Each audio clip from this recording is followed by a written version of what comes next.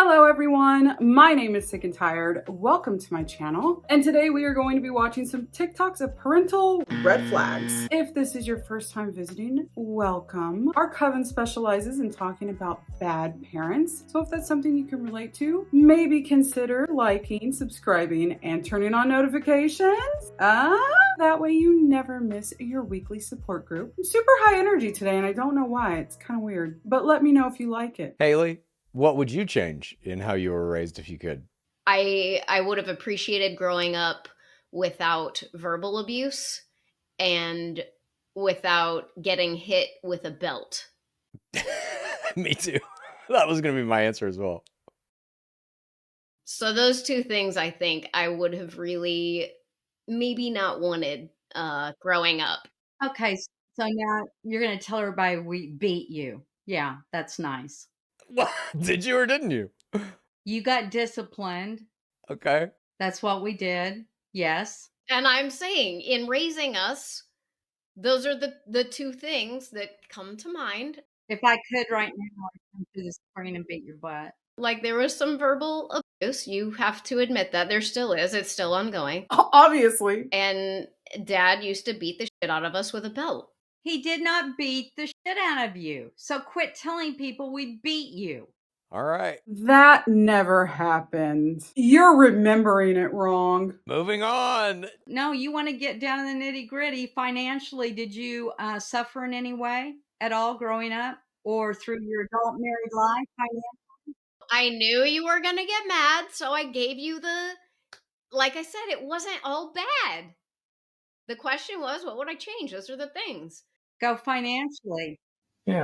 Tell the people financially Who what paid we've for done. your college? Who paid for both your colleges? Of course. You helped us with a lot of stuff. We're not saying that you didn't. And we're very grateful for that. There's no help with hell, Chad. I used to send money to you when you were having a tough time. Yes, that's help. You have a hard time hearing anything from Chad and I about growing up that affected us negatively. I can't believe you think we beat you. I don't think Now I'm really they probably didn't get spanked more than about 4 or 5 times.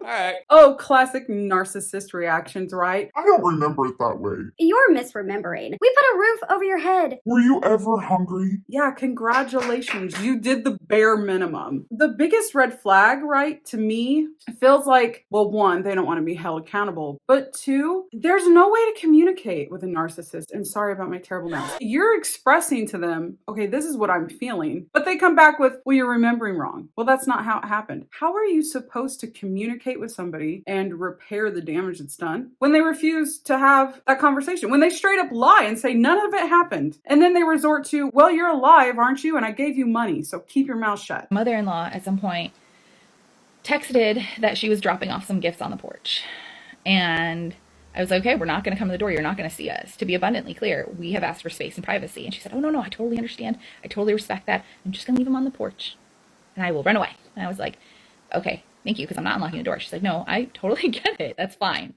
And she texted, hey, just want to let you know I left him on the side door, so the porch of the side door, but you might want to hurry up and get them because it's starting to rain. And I was like, okay, great, thanks. And, I took my time. I tried to put the baby down. The baby did not want to get put down.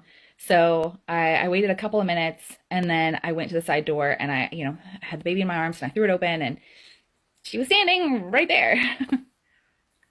In spite of my wishes. And she looks at my daughter, doesn't smile or anything, and she goes, wow, she really is that dark. And so I looked at her and I said, what? And she said, she really is that dark. I wasn't sure if it was just, bad lighting in photos, but she really is that dark. And I was like, so? I said, I was born with very olive skin. I looked like I was born with a tan.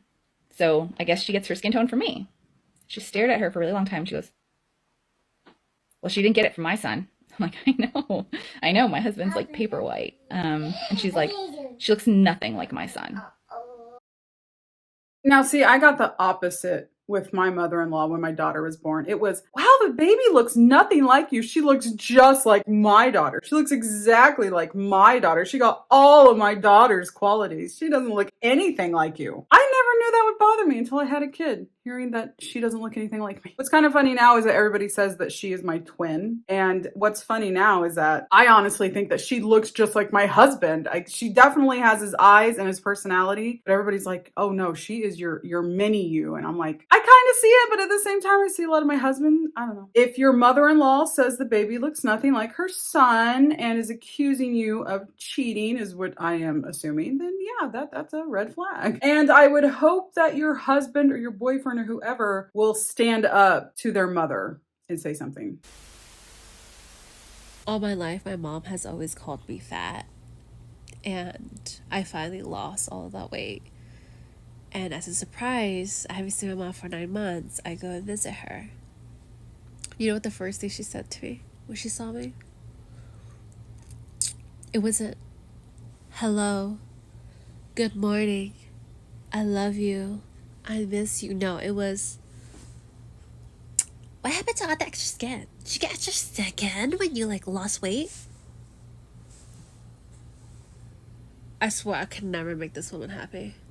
Never. Yep, that is a red flag as well. And I don't really know what kind of parenting that falls under, whether that's narcissistic or emotionally immature. Probably more narcissistic because it's looks. I would like to share something just from my point of view, kind of the wisdom that I have gained over the years and being older. Now, you might think that this is a very bleak and very nihilistic doomer point to have, but at least in my case, it's true. Nothing will ever make a narcissistic mom happy. I know that just sounds so mean and so Sam, how can you even say that? That means that there's no room for communication or to ever change things. I feel like I have really tried a long time and nothing I ever do is good enough. And even when I would lose weight, because weight, for some reason, is a narcissistic mother's most important thing on this earth. Your value as a person is based on what your weight is. When I would lose weight, it wouldn't be like, wow, you look great, or, oh, wow, you've lost a lot of weight, good job. It would be, Your sister is way bigger than you. she was always tearing us down any way she could. So I really feel for her because it'll never be good enough. I'm sorry I'm rambling. Like I said, I'm high energy today. And if you have been able to make strides with your mom, I am so proud and happy for you guys because it is not easy. Tell me you're breaking generational trauma without telling me. Okay, more you want? This reminds me of that one Cat in a Hat vine. There you go. Now what's he doing? There you go. That is a very good example of how to break generational trauma and a good sign, a good way of knowing that your children are not scared of you and that those parents are doing it right. And now we have the total opposite. Don't do this. My favorite animal is me, when my parents would record me crying and threaten to show the rest of my family. Public humiliation.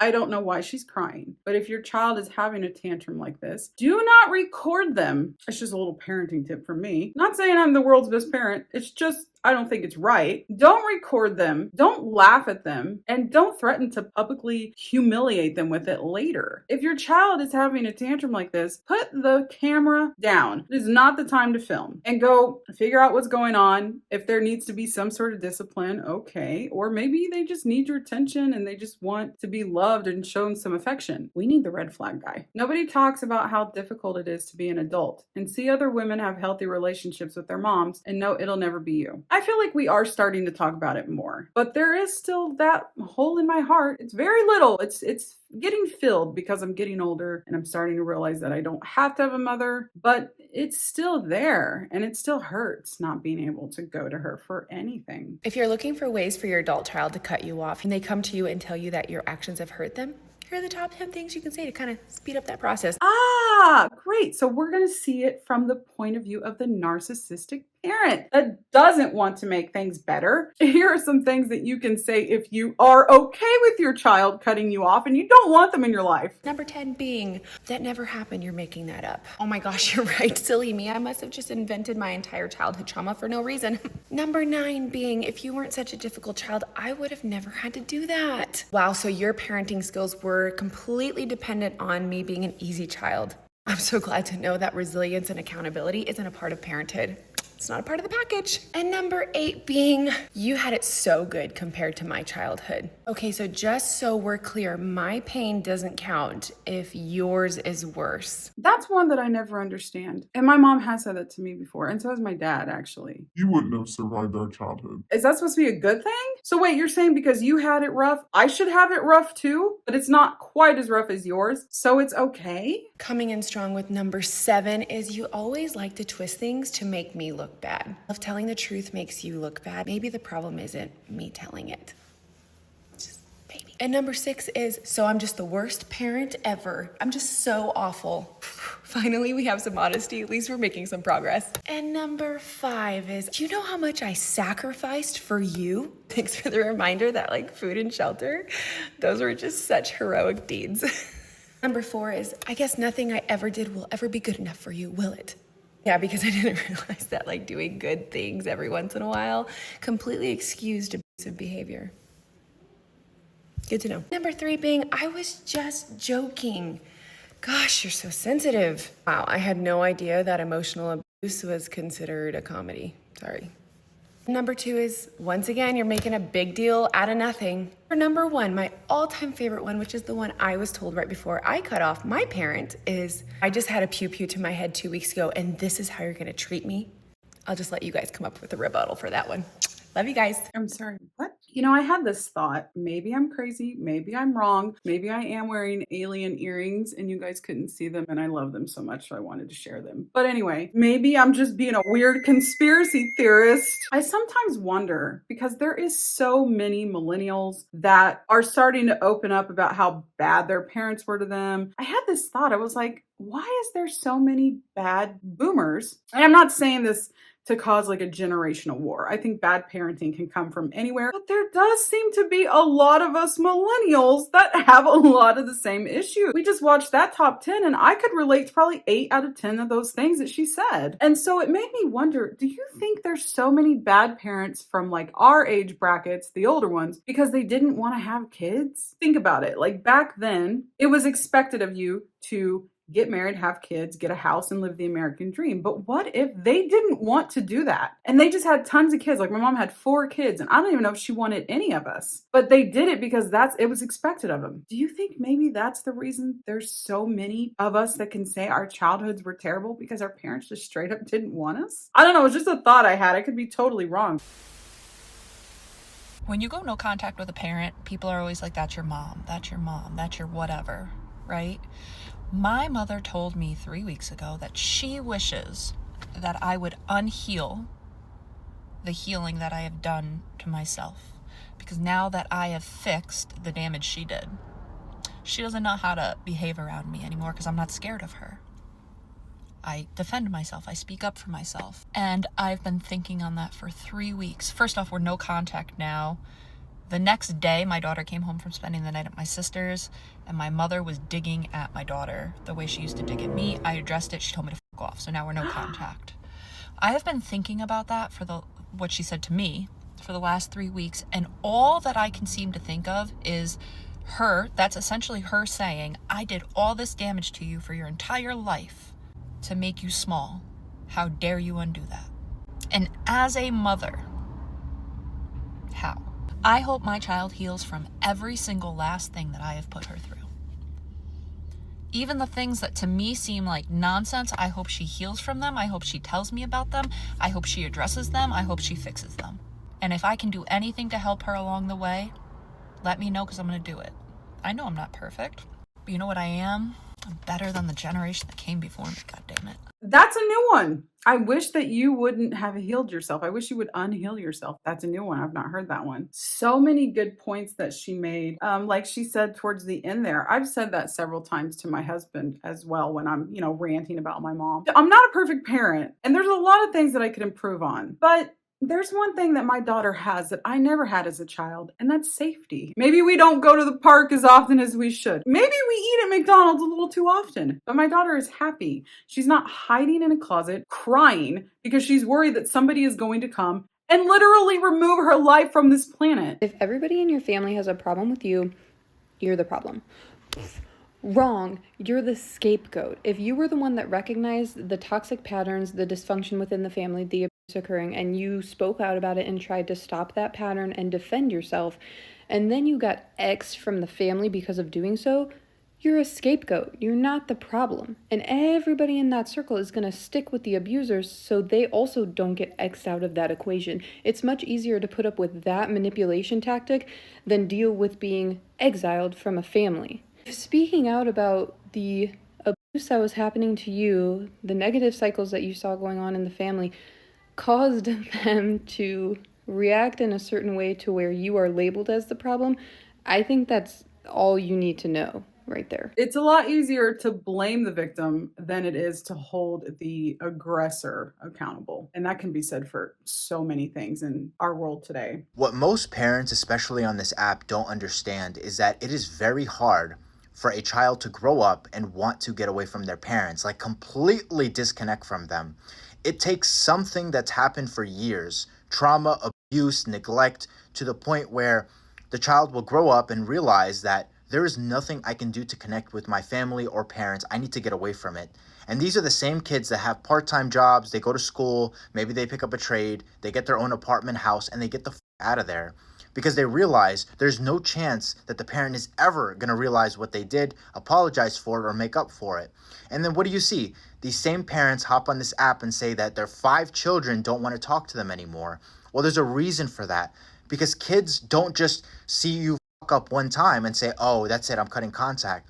It must have been so many times to the point where they realize there's no going back. How can you not know that it's because of you that none of your kids want anything to do with you? My family is kind of in the same situation in a way. My mom, I have to assume she just doesn't get it. I gray rock her a lot. Like I don't text her. If she texts me, I'm very minimal texting back. I never plan to go see her. She's the one that always comes out here and, surprise visits me. Now, I have a brother who is 7 years younger than me. I don't really talk about him because I haven't seen him for like 15 years. The day that he turned 18, he dropped out of school and he moved to California because he didn't want anything to do with my parents. My middle sister, she went to Paul Mitchell. The day after she graduated, she got up at like 7 a.m. and left because she was like, I'm done with mom and dad. I don't want to be here anymore. And she took off. She seriously went to Montana, and she had been celebrating the night before. She had been up late, but she didn't give a shit. She was like, I'm done. I'm out of here. And then my baby sister, kind of in the same boat as her, as soon as she could, she was out. And my mom all the time will say, we all need to live together again. And none of her children want that. So you would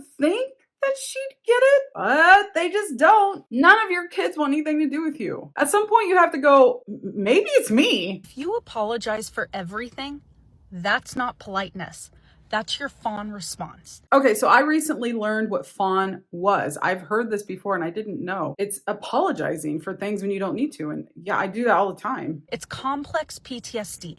Sorry for texting you. Sorry for talking. Sorry for asking. Honestly, I'm sorry for existing. If you say sorry before you speak, sorry before you ask, sorry before you exist, that's not you being considerate. That's your nervous system trying to make you invisible. You used to be punished for having needs. Your presence was treated like an inconvenience. Your voice was too loud. Your feelings were too dramatic. Your needs were too much. So you learned that if I apologize first, maybe they won't hurt me.